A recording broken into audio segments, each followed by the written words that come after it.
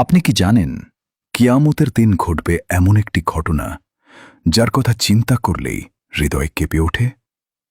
এমন একদিন যেদিন পৃথিবীর সব শব্দ থেমে যাবে, সব শক্তি নিঃশেষ হয়ে যাবে, আর মানবজাতির হাজার বছরের ইতিহাস এক মুহূর্তে শেষ হয়ে যাবে।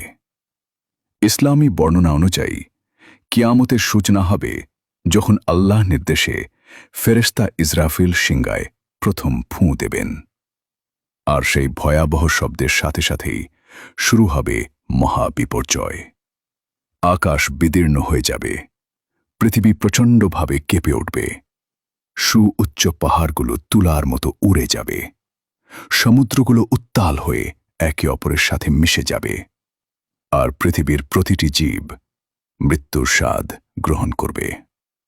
ভাবুন তো, যে পৃথিবীতে আজ কোটি কোটি মানুষ ব্যস্ত, যেখানে শহরগুলো আলোয় ঝলমল করছে, যেখানে মানুষ নিজের ভবিষ্যৎ নিয়ে স্বপ্ন দেখছে, এক মুহূর্তেই সব কিছু ধ্বংসস্তূপে পরিণত হবে।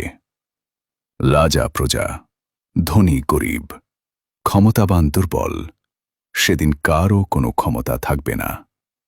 সবাই হবে আল্লাহর সামনে সমান। এরপর কত সময় অতিবাহিত হবে তা একমাত্র আল্লাহই ভালো জানেন। তারপর আবার আল্লাহ নির্দেশে ফেরেশতা ইসরাফিল দ্বিতীয়বার সিংগায় ফুঁ দেবেন। আর তখনই ঘটবে এমন এক ঘটনা যা মানুষের কল্পনারও বাইরে। কবরের মাটি ফেটে যাবে, মৃত মানুষরা পুনরায় জীবিত হয়ে উঠবে। আদম আলাইহিসসালাম থেকে শুরু করে পৃথিবীর শেষ মানুষ পর্যন্ত সবাই একসাথে পুনরুত্থিত হবে। কেউ আর লুকিয়ে থাকতে পারবে না, কেউ পালিয়ে যেতে পারবে না। প্রত্যেককে উপস্থিত হতে হবে সেই মহা ময়দানে, যেখানে শুরু হবে হিসাব নিকাশ। সেদিন মানুষের সম্পদ, পদমর্যাদা বা পরিচয় কোনো কাজে আসবে না। কাজে আসবে শুধু ঈমান, সৎকর্ম এবং আল্লাহর আনুগত্য। তাই কিয়ামতের এই ভয়াবহ দিনের কথা স্মরণ করা শুধু ভয়ের জন্য নয়, বরং নিজের জীবনকে সঠিক পথে পরিচালিত করার জন্যও অত্যন্ত গুরুত্বপূর্ণ।